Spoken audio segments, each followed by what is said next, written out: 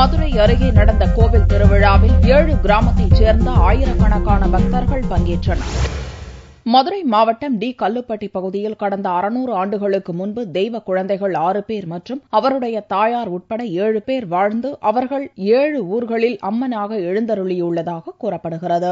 இதை நினைவுபடுத்தும் வகையில் 2 ஆண்டுக்கு ஒருமுறை ஐப்பசி மாதம் திருவிழா நடத்தப்படுகிறது. இந்த ஆண்டு வியாழனன்று இத்திருவிழா நடத்தப்பட்டது. இவ்விழாவை முன்னிட்டு 6 பெண் தெய்வங்களை 6 கிராமத்து பூசாரிகள் தலையில் சுமந்து அம்மாப்பட்டிக்கு வந்தனர். பின்னர் 6 ஊர்களிலிருந்து 33 அடி உயரத்திற்கு அலங்கரிக்கப்பட்ட சப்பரங்களையும் கிராம மக்கள் 600 பேர் வரை சாலை மற்றும் வயல்காட்டிலும் தலை சுமையாக எடுத்து வந்து சிறப்பு பூஜைகள் செய்து வழிபாடு செய்தனர்.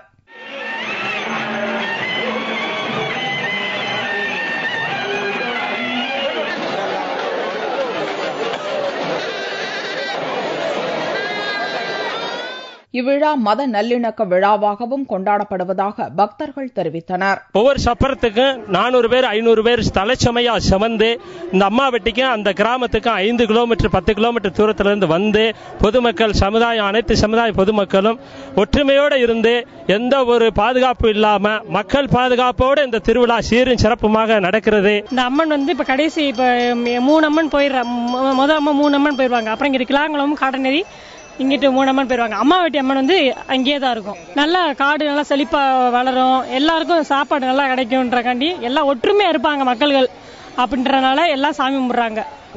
7 அம்மன் ஒன்னா இருப்பாங்க. இங்க 7 அம்மனே முதல் நாள் நைட் எல்லாரும் இங்க சாமி கும்பிட்டு போவாங்க.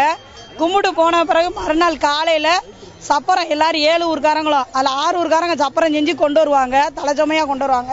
கொண்டு வந்து சத்திரப்பட்டிக்காரங்களும் கலாங்குளத்துக்காரங்களும் வயல்வெளியே போவாங்க.